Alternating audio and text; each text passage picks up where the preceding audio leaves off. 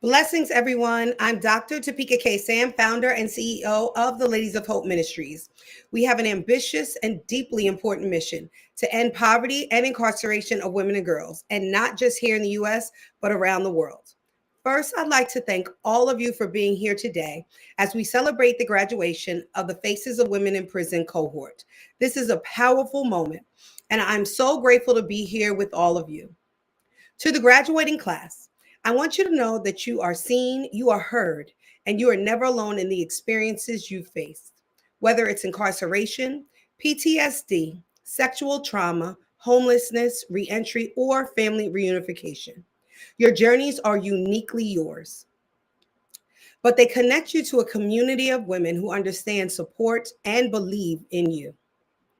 Often, society asks those of us who've been impacted by the criminal justice system to share our trauma, but too rarely does it acknowledge the lasting pain those experiences leave behind. When I founded this organization, I wanted to build more than just a space for conversation. I wanted to create a sisterhood, a healing community, a place where women like you not only find your voices, but are also empowered to use those voices to create change. That's why we built this Speakers Bureau, not just as a platform for women to share their stories, but as a means to transform the systems, policies, and lives. Through this work, you'll not only have the opportunity to become paid public speakers, but also advocates who bring truth to power. Your lived experience will help us challenge and change the systems that continue to impact women and open up paths to education, housing, and jobs for others walking the same path. I am so proud of each and every one of you for choosing this journey. I know it hasn't been easy. You've shown resilience, bravery, and an incredible commitment to your own healing and growth. Your voices, your stories will be the catalyst for changing narratives and reshaping public policy for the better. You are already making a difference. I look forward to seeing the ripple effects your advocacy in the justice reform system space changes. You have the power to change the way people think, feel, and act, and I know you will use it wisely. A special thank you to Trish Lewis, the program director of Faces of Women Imprisoned, for her tireless dedication to this work. I also want to thank my deepest gratitude to our incredible partners, Foundation Chanel and the NFL, who have supported this work. To the graduates, congratulations. We are so proud of you, and we can't wait to see all the amazing things you do. Thank you.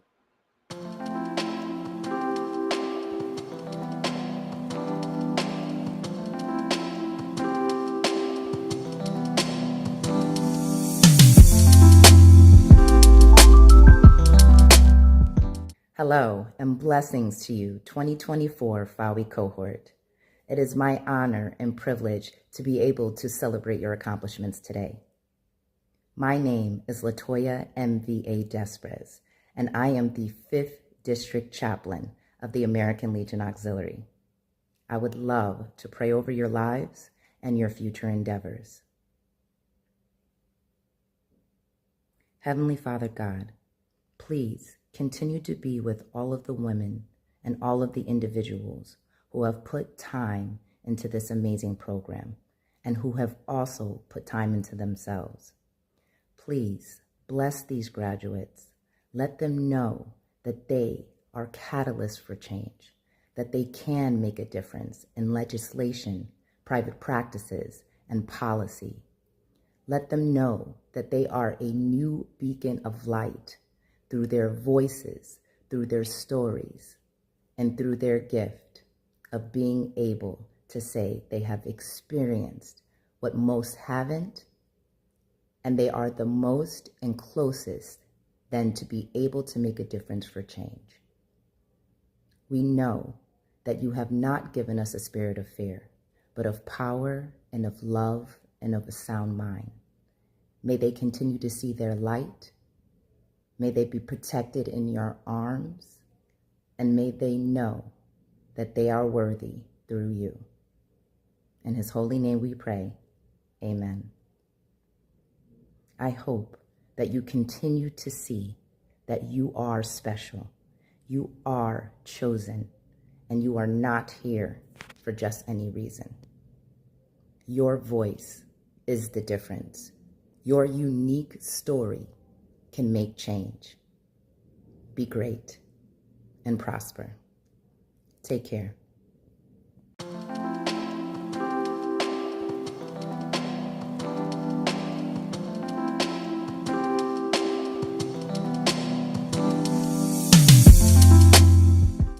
Hello there, ladies.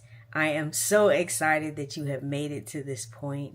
What good gardeners you have been of your mind space. I'm so excited that not only did you show up for yourself, but I know you've changed. I know you can see more of who you wanted to be all over you. I know that you are different than you were when we first met. And I'm so excited that I get to be a part of your inevitably successful journey. I know for a fact that you are all successful and that you have stories that are going to change other people's worlds and minds forever. The experiences that you went through, the things that you were able to overcome and conquer, I know are going to liberate so many other people. Freedom will be felt, will be seen, and will be able to be spoken about. I'm so excited for you. So excited for you. I'm just blessed to know that there are women out there who are wanting for better and who are willing to do the work for that exact same thing. That means that other people in their lives are going to be able to see examples of somebody nurturing their mind garden and planting the seeds that they really want to live out. I love y'all so very much. Again, I'm so blessed to have gotten a chance to be with you all for a month. We spent some time together, and I am forever changed because you are you who you are. I love that. And thank you so much.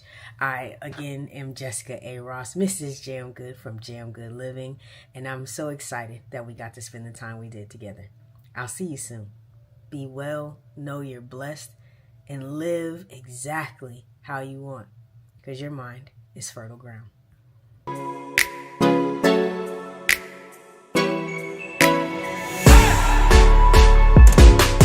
Good day, and thank you for joining us. I am Trish Lewis, the Program Director for Faces of Women Imprisoned. We are a first of its kind Speakers Bureau designed for and by women who have been impacted by the legal system. Just one of several programs from the Ladies of Hope Ministries as we continue the fight to end incarceration and poverty amongst women and girls. In the last 4 years, FOWI has partnered with Foundation Chanel, the NFL, We Nation, Google, Resilience Nation, Veterans of Virtue, and the Veterans Administration, just to name a few. We have had over 210 women a part of this program with a 0 recidivism rate and over $250,000 in stipends, gifts, and assistance. Our program covered mental and physical health, financial education, digital literacy, and public speaking. The true impact to individuals, families, and communities cannot always be easily quantified.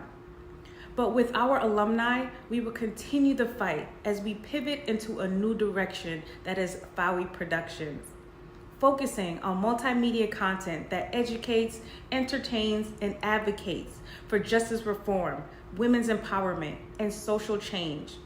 We will create films, documentaries, and multimedia content that resonates with a diverse audience, including those in the justice system, the educational institution, and advocacy organizations. If this sounds like something that you would be interested in, log on to theloan.org to stay up to date on everything and how you can contribute. A big thank you to all of our supporters and you, our viewers, our sponsors, and our partners.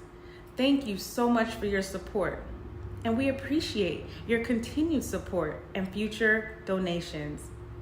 Lastly, a very big thank you to the loan staff and all those who made this possible. Thank you so much.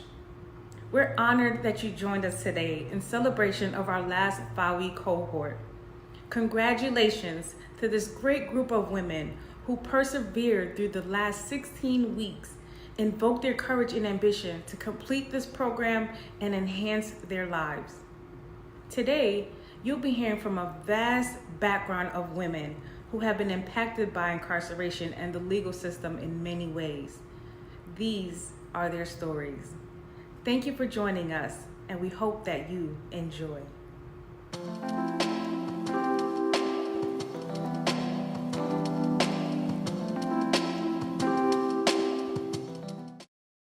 Hello, my name is Helen Skipper. I am the executive director of the New York City Justice Peer Initiative, and I'm also a grateful, willing participant of the Ladies of Hope Ministries, Faces of Women Imprisoned.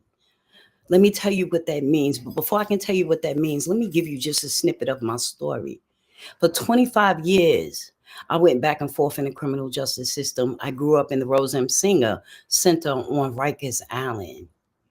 But today, I am the vice chair of the New York City Board of Correction.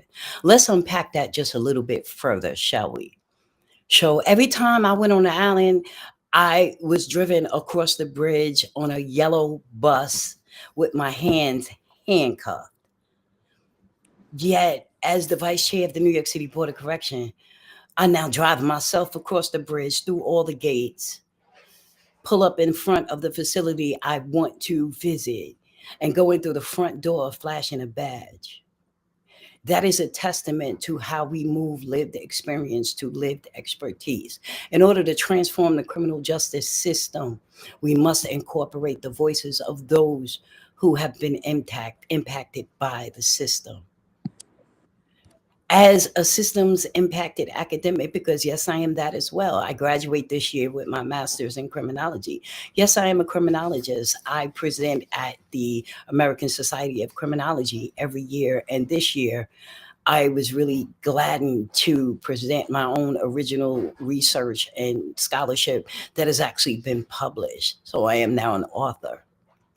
I will attend a PhD program in the fall because I'm not stopping at a master's level. I'm going to be a doctor. You're going to call me doctor after you called me so many other names like felon and things of that nature. Yeah, I'm going to make sure you call me Dr. Skip. What does that mean for those of us who are coming through the system? I am determined that the system does not build any more skips. Now, how do I do that? We have been stuck in a place where behavioral health has been criminalized. Every time I went into the system, I went in suffering from addiction, unchecked mental illness. Every time I came home the same way. No more. I say no more. I stand up 10 toes in saying no more.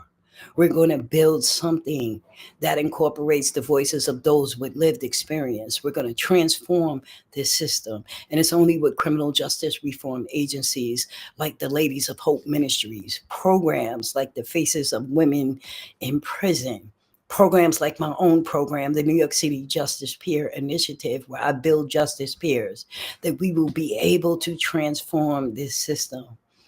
As someone who has always been part of the Never Woulda Coulda Club, that is the construct that society has laid on me. That is the label they've given me because I've been impacted by the system. I negate that label. I toss it away and I present that I am now part of the I shall, I am, I do, I'm willing, and I will always succeed. Always. Being unapologetic. And that means I don't apologize for my lived experience because it is what brought me in the room. And here I am, here I stay. Congresswoman Shirley Chisholm said, if they don't give you a seat at the table, bring a folding chair. I say, I am just too swaggy for that. I'm not dragging a folding chair anywhere. I am the table. You need to come sit with me and those like me, the women that are in this program, the criminal justice reform agencies, the Ladies of Hope Ministry, the New York City Justice Peer Initiative. We are out here creating change. We are bringing and shedding light to darkness. We are the voice for the voiceless. Please, please, please, thank you so much for your grace in listening to me. Please don't only just listen to me. Please enact. Please jump in. Please help us transform, reform. Please help those who are coming behind me. Thank you so much for listening to me. I'm Skip.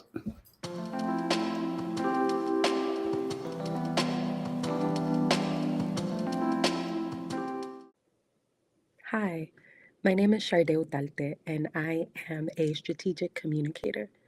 I use storytelling to amplify the voices of those unheard, unseen, and oftentimes forgotten. See, I use storytelling to uplift the stories of those that have been oppressed by the prison system. Because when you think about it, law and order is designed for a system that takes away the human connection. See, the Anti Drug Act was signed into law in 1986, a law that promised to protect our streets and clean them up from a system that was designed and created by the same government that put an act into process that violated minority rights. But it didn't just violate the incarcerated individual, it tore families apart. It removed fathers from the household, it removed mothers from the ability to mother. It removed children from the safety of loving their mother, and it removed sons from the guidance of their fathers. See, I'm a product of that. The 1986 Act took away a parent of my household. They served their time. They were incarcerated for quite some time. But when they came home, the system wasn't designed to support them. See, that act in 1986 affected us up until today, which is in 2024. My incarcerated parents served their time and came home to no services. And that is why the call of action is to protect the family. See, when we ask what a call of action is, it is more than just one step. It has to be unilateral, it has to be community centric. And so the art of storytelling allows us to bring a humane aspect into a story that sometimes seems as though it's a movie. See, my life isn't a movie, my life is real. An act that was designed to protect the streets is the same act that removed my parent from a household. It is the same act that returned my parent to me as a friend instead of as my mother. It is the same act that stopped me from fully developing a brain cell. And I mean exactly that because if you look into the studies, when a child is experiencing trauma as young as I did, the brain truly fully doesn't develop. And so there is a cell that is lost, and you have to work through a process to gain that back. I'm one of the fortunate ones that was able to get into therapy. I was one of the fortunate ones that was able to find a program like the Loam that allowed me to have a centered voice to uplift the experiences not only that I have, but that so many children who become the activists today, who become the adults who enter into political systems to create judicial policy that protects the child that is unheard and unseen, and as I mentioned, often forgotten. So when you look at me, don't look at me as though I am a monolith because I am not. What I am is another product of a system that is broken. But instead of allowing the system to break me, I allowed the system to believe it broke me. And I connected with my mother through a system that is unifiably what will create a structure that will bring unity into our systems. And it is a system because it's not community. Our community is not based off of systems. Our community is designed and based off of resources. So we have to remove the system and go back to the community centric. So even though an act in 1986 was designed to remove my mother from the household, we combated that and created systems and resources. The system is on a legislative aspect, and the resources is on the groundwork for community centric. So once again, the loam is the key part to that because not only is there legislation policy that they incorporate, but they also incorporate programs as this that I am speaking on that allow for the resources to go back into the system, that go back into the community, that allow people like me to tell a story and a communication strategy that is designed to uplift. And so when you ask what the call of action is, the call of action is to donate to programs like the Loam that will continue to provide resources to individuals like myself, individuals like my mother, and other ladies that you will hear from today. So support and put your words and your dollars to the action. Thank you.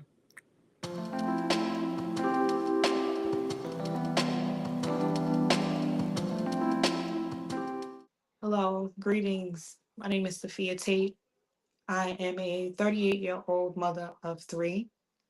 I am also a entrepreneur. I am a content creator.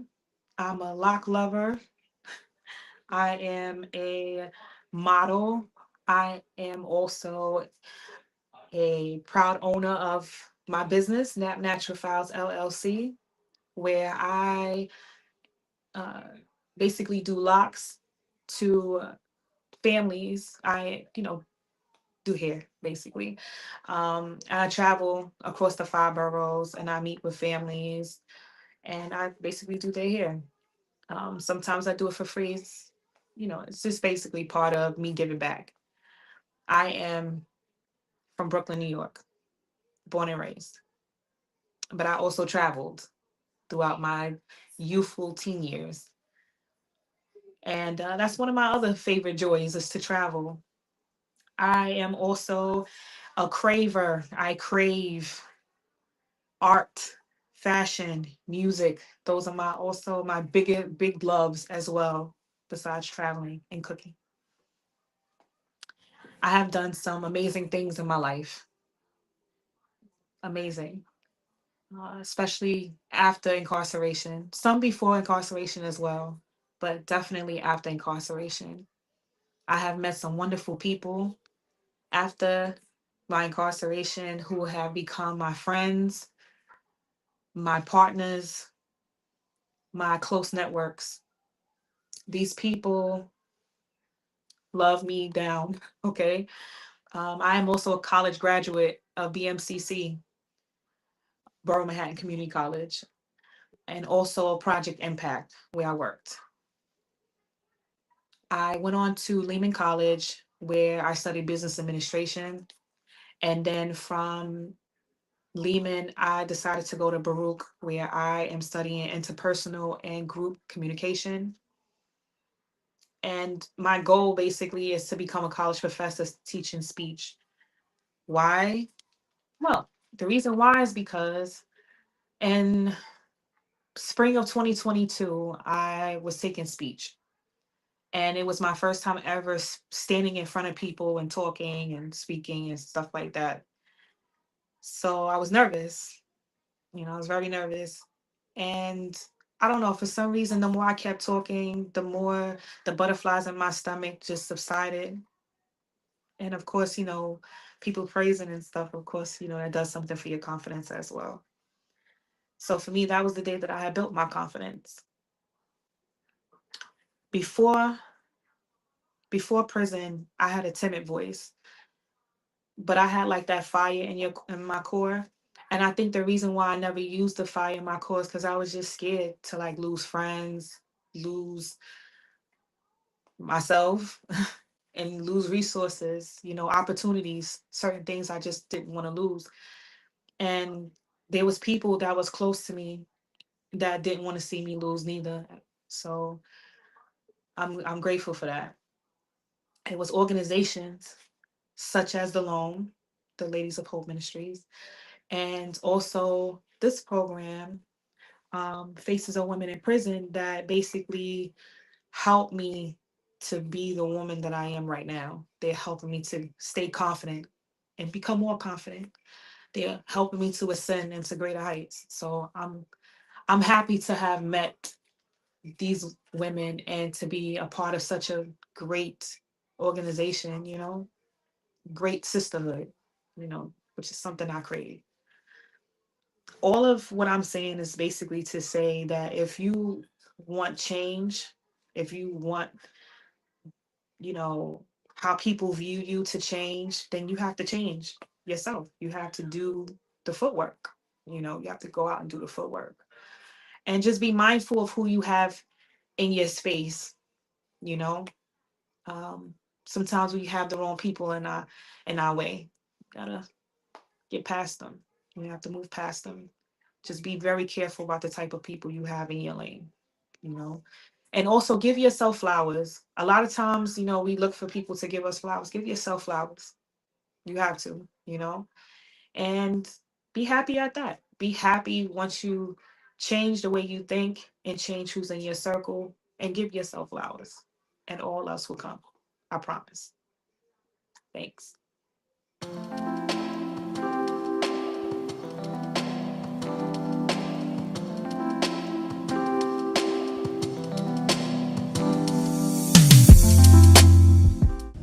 Hi everyone, my name is Melissa Ruiz and I'm the public speaking coach that's been working with this cohort these past few weeks. You've heard some amazing stories and lessons of impact so far, and there are a few more to come, but I wanted to take this opportunity to give a huge shout out to this cohort. They have cried together and laughed together, and it's pretty magical to see it all come to fruition here today. Ladies, you're stuck with each other, you know that, right?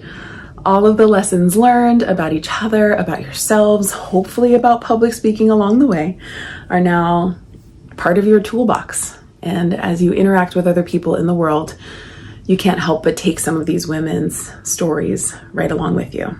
Keep that in mind as you share and as you grow as people and as speakers. No matter where this journey takes you, maybe it's just a little bit more confident in sharing your story. Maybe it is the TEDx stage one day.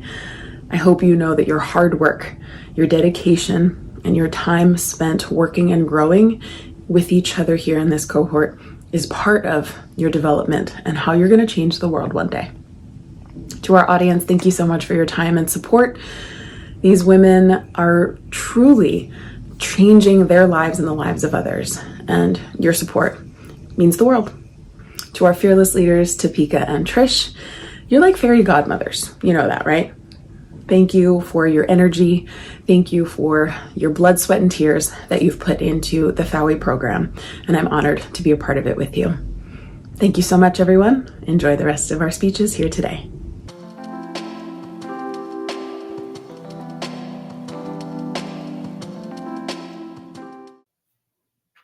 Hi, my name is Jazzy.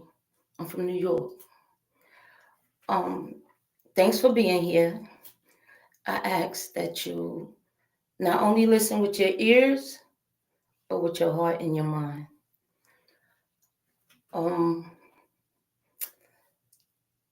I was asked if I was impacted by the legal system. I was, but not by the way you might perceive it. I did 4 state bids, and let me tell you, out of all my convictions, 2 of them I was not guilty of. However, my life lessons I learned from my incarcerations, I learned to take the pain and the past decisions from my incarcerations to give me life. And I say it gave me life because of my last state bid. My last state bid was in 2017. And while incarcerated, I learned self-love. I learned a higher spiritual growth of myself.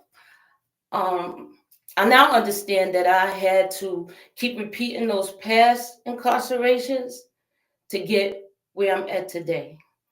So until I experienced my last incarceration to be truly, truly free, I had to go within myself. When I came home, I found a loan program. And when I found the loan program, I took the course to become a public speaker. I want to be a voice for mass incarceration and people of reentry.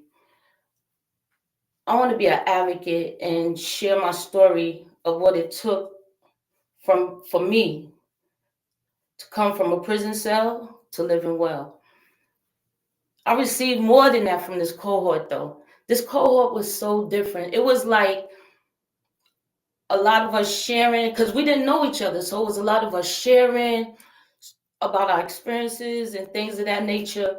But this girl dropped a jewel. This lady dropped a jewel. She was like, what about us? You know what I'm saying? Like, so it made me realize that I had to learn how to look back for my son. He's 42. And when I came home, I was so focused on staying out of jail and doing what I had to do for me. I never looked back and showed him any love or anything like that because I was so focused on me. But I never once asked him what he needed from me. And I learned that from this cohort. So I got more than being a public speaker. I had another life lesson taught to me throughout being open and honest, like to thy own self be true within this cohort. So LOAN is more than a program. It's unconditional love, unconditional support. Like you get so much out of it, but you're only going to get out what you put in. So like I said, to thy own self be true. So I'm going to be on the TED. I'm going to be a public speaker. I'm going to be there for my people. And there's so much to share, but I just can't share right now. So look forward to seeing me on platforms. I just want to thank y'all for being here. And remember, from chains to change. My name is Jazzy. Peace out. Thank you.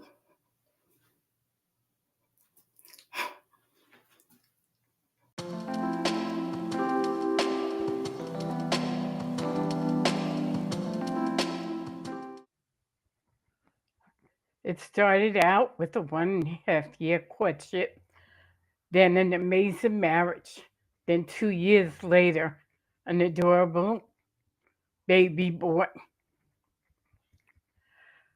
I had known that something was amiss with my husband, but nobody would listen. Then he went on a training exercise and he took his own life. We lose 22 veterans a day to suicide. I raised my beautiful son by myself for a few years. He lives with autism and a mental illness. Quite a few years went by, and then I fell in love with, at least I thought I fell in love with. He promised me the world if I was due, as he says. Dumb of me to believe him, because the severe consequences against my son and I, abuse and etc. I couldn't leave, as I was even more fearful for our lives. Even worse. I got busted for him, and I did the time. He turned his back on me and my child. He wouldn't even take my phone calls. I took the rap. I did my time, then had a fight to regain custody of my son with special needs, and to get my life back on track. 6 years later, at the tender age of 15, my beautiful, awesome son was arrested. I knew I had to advocate for him, and I did, just to be told that I was just the mom. No mother needs to be told she's just the mom, because I didn't take it that way. That made my fight stronger. 1 in 2 people living with a serious mental illness land up in the juvenile or adult justice system. 40 to 65% live with a serious mental illness. 20 to 35% of veterans that serve. Now we're serving them with 3 huts and a cot. And 20 to 30% of the youth are those living with autism.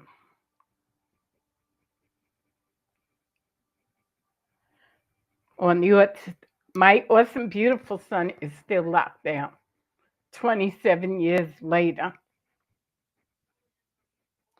on an undetermined, open-ended sentence, which is considered 1 day to life.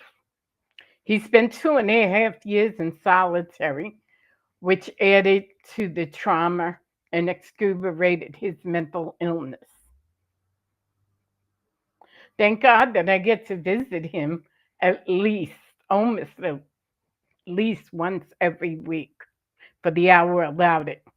I will always advocate for my son and others and their families that are in the system. I am heartbroken over my son, but The heartbreak has led to a strong advocate, an activist, a care path recovery coach, a CASAC, and a community mental health partner. I thank you to Loam, Cake, and CCA for my voice being heard, and for my son and my story. I have learned that I am not alone, and no matter what, I matter. The heartbreak of my son has fired my journey. The takeaway is people deserve treatment, not incarceration. Call to action: invest in people and communities, not cages.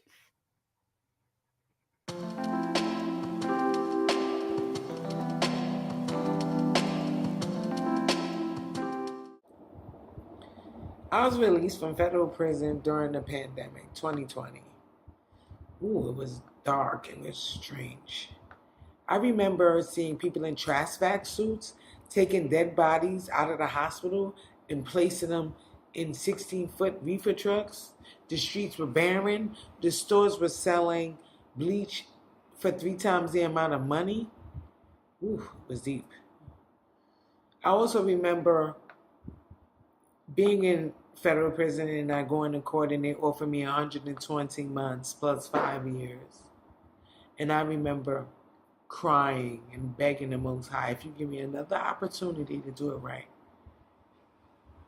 I will. Because I'm going to do nothing to jeopardize my freedom. And that's all that happened. I have to say thank you to Judge May, who sentenced me on the why and not the what. I received 48 months. So in these past 1,600 days, I attended Justice Through Code at Columbia University, where I learned coding, and I created successafterprison.com. I was a part of collective leadership where I was meshed with some fearless women leaders on a national level that helped me understand the systemic racism in the systems, the justice system, housing system, employment systems, welfare system. Like, I needed to understand that. I'm grateful for the support that I got, the support that I have today. I also worked for Women Prison Association. So I was providing harm reduction throughout the 5 boroughs of New York City, giving out Narcan, fentanyl test strips, HIV kits to individuals that really needed it. I also had the opportunity to work with the mayor's office alongside some fearless leaders.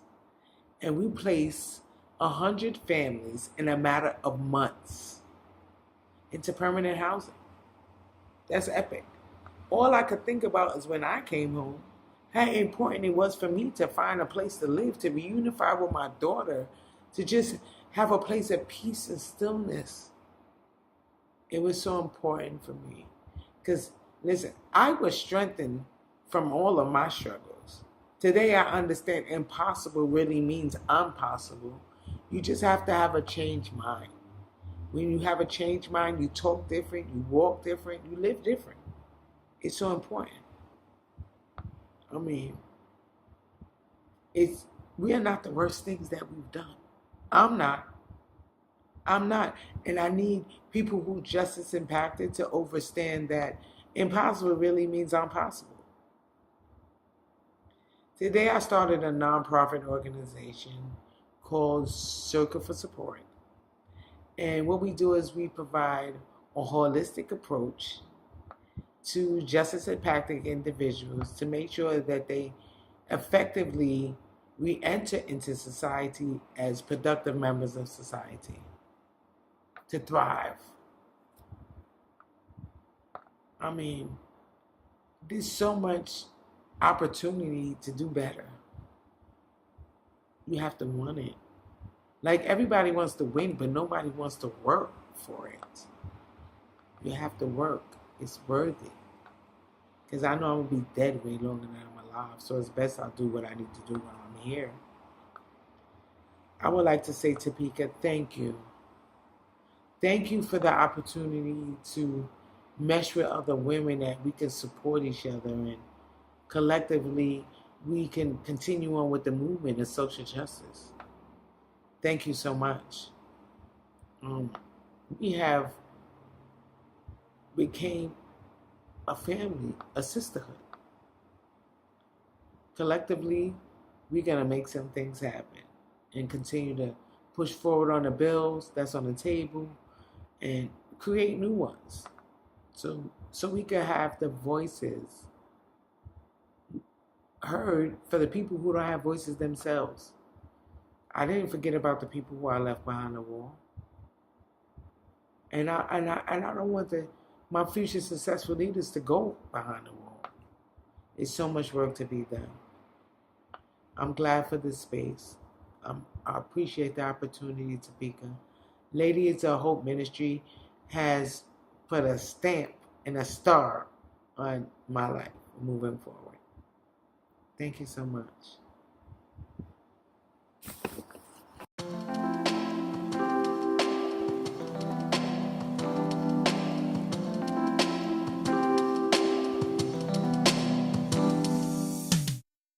Growing up in Riverside County in a small horse town in Norco, California, I felt as though the world was at my fingertips, chasing rainbows and moonbeams, filled with hope and boundless curiosity. I loved being a girl, loved dresses, loved playing in the dirt, loved airplanes and sports. I would often dream of becoming an aerospace engineer, getting married, have 7 kids, all the while enjoying the simpleness of life. I often talked to God and wondered how I was created, who He was, where He was, and searched for Him every place that I went. I was so curious, innocent, but full of hope, light, and joy. I was a child. But childhood dreams can shatter when shadows invade the light, and at 9 years old, my world changed forever. I never understood what it was like to be in the dark or feel the chains of being imprisoned until they robbed me of my innocence, raped, sexually assaulted, and sexually trafficked me for years. My cries were muffled by those I entrusted to protect me, leaving me in a house I no longer recognized, drenched in a pain and filth I couldn't wash off. Their touches paralyzed my existence, destroyed who I aspired to be. I had to fight to become a mom. Artificial insemination, a gift, yet I was unable to be present, to be the love, hope, and light my daughter deserved. Less grasping for some kind of recourse, I turned to white substance to keep the darkness at bay. It was a desperate attempt to numb my pain. Snort it, smoke it, slam it. Somebody help me. Nobody helped. The power of its promise threw me into the pits of jails and institutions. I became invisible amidst their touches, invisible in the trenches of incarceration. My voice was non-existent. Sentenced to 24 and a half years, I heard my child's cries. Please, Mom, don't leave me. After years of despair, hope flickered again, when by God's grace, through Prop 57 for nonviolent offenders, my sentence was reduced by 22 and a half years. Project Rebound and Lady of Hope Ministries soon became my guiding lights, reminding me of the little girl I once was, brave, hopeful, and alive. Encouraged me to believe in myself, empowered me to rise above and trust in second chances. Because of second chances, I rediscovered the simple joys of life. My dreams for working in aerospace became reality. Second chances removed my daughter's fears of ever losing her mom again, healed her anxiety and despair. She was and still is wrapped in gratitude, wearing and will not let go of her Virgin Art shirts. Mom, they are a part of me.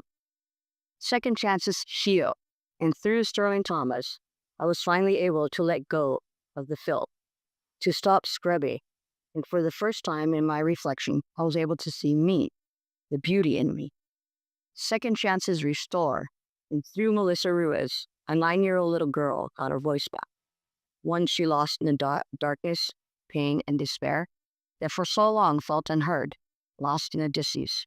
She showed me that my voice is an instrument, rare and worthy to be heard.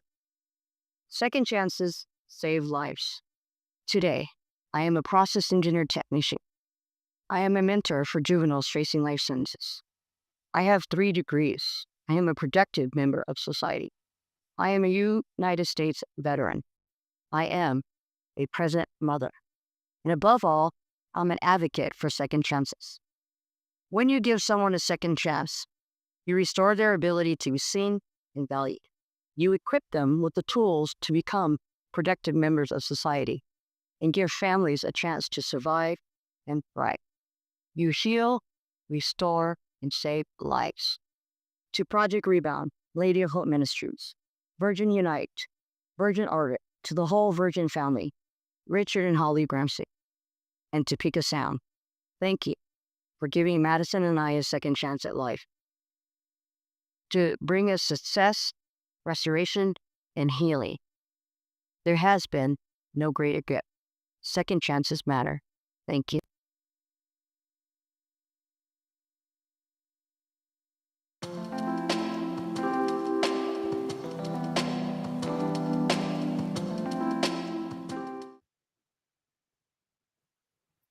I knew nothing about prison at all.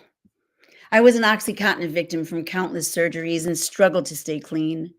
And my friend had relapsed with me, and she died in my arms. And I was charged with manslaughter because I had purchased the drugs that ended her life. And I had no idea it was about to change my entire life trajectory. Upon arriving to the prison, I already knew our housing was suspect, and I had heard rumbles of overcrowding and had heard news stations lurking outside the gate. And the DOC was filtering the overflow into the West Side gym, which was now filtered with undescribable, filthy, black wall-to-wall metal bunks. It was a noisy, fluorescent, blaring box, and we were expected to function here. And this was my first realization I was in maximum security prison, and I was in trouble. And most of us were in limbo, this being our first stop into general population awaiting our trials. And the not knowing became so all-consuming. Fights erupting over phone calls, over stealing food or someone's girl. And after formal count was conducted at 3 p.m., I fastened my ID to my side because I knew that was a mandatory spot. And I had to run to the bathroom because I was not doing well with the food.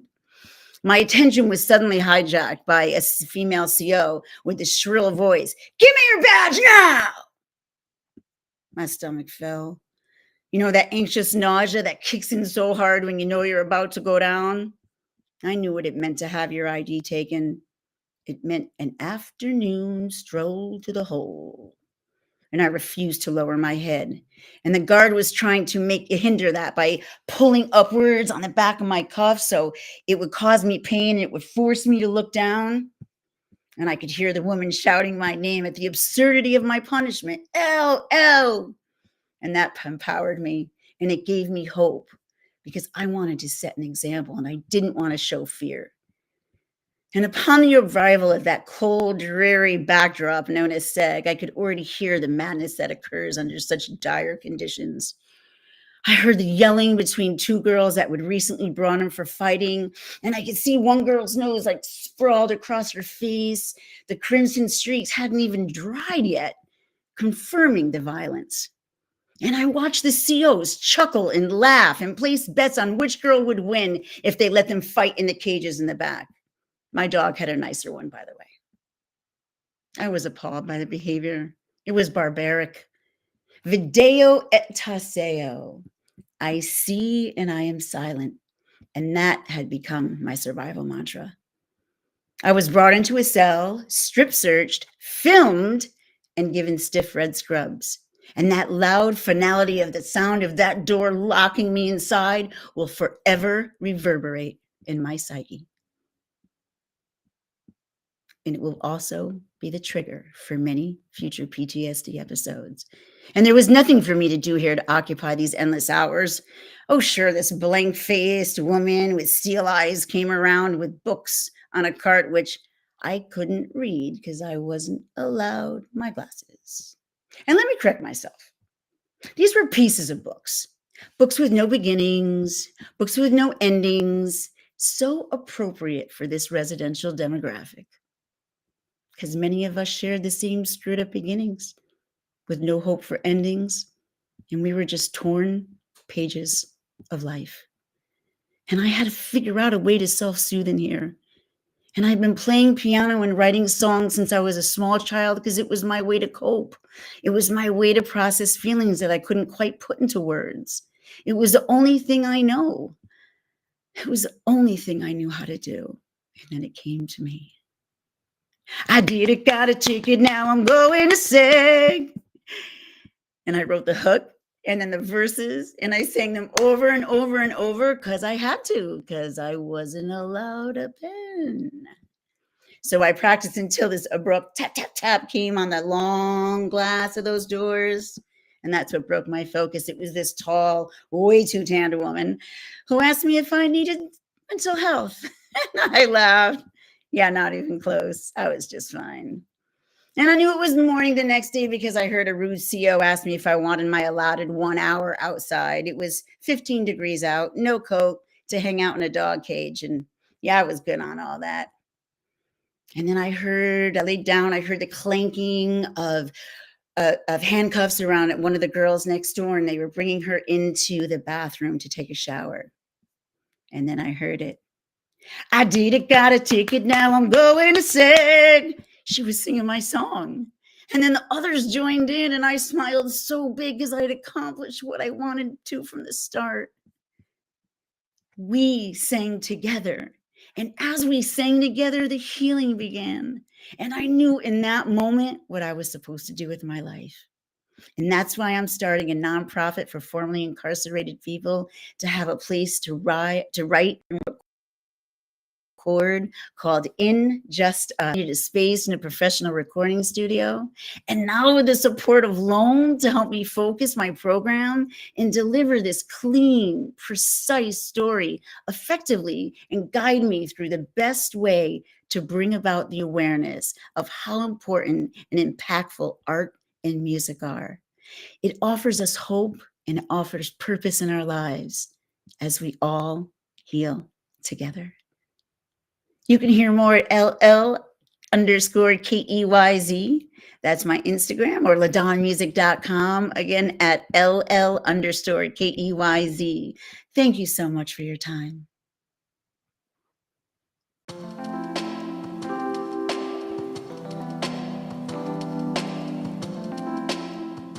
All my life, I had to fight. I'm from Nashville, Tennessee, and I have been impacted by the incarceral system from ages 14 to 32. I have 4 children. During my incarceration, I gave birth to my son. I had to fight to pump my breast milk. However, I was able to pump my milk for 6 weeks. I spent 3 years and 7 months incarcerated with Tennessee Department of Corrections. When I was released in October of 2013, I became homeless on parole.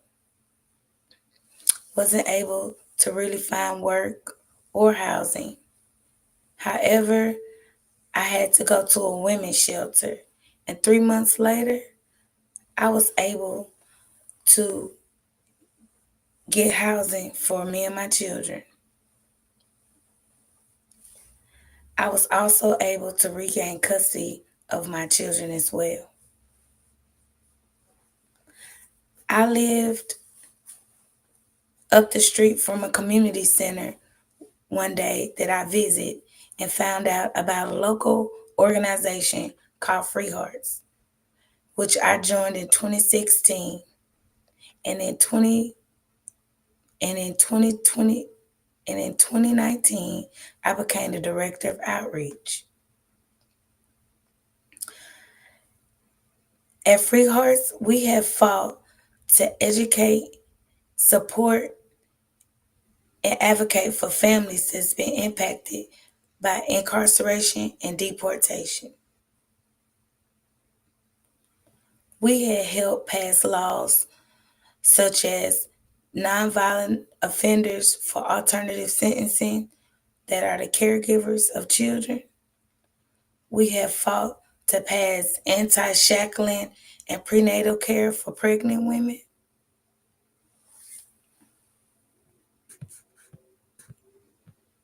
I soon joined the National Council for Incarcerated Women and Formerly Incarcerated Women and Girls, which is how I found out about FOWI. FOWI helped me build my confidence to where I can tell my story and articulate myself so I can express myself. I'm a licensed esthetician and I've been licensed for over 15 years. I'm an owner of Lashing Artistry. I do eyelashes, facials, waxing, and threading.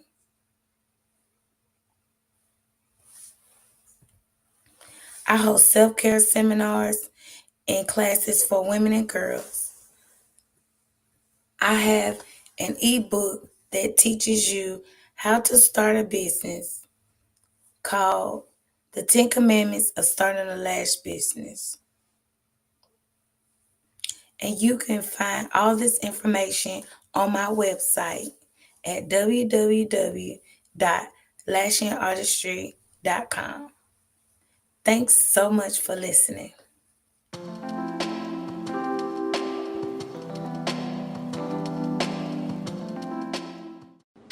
Good evening.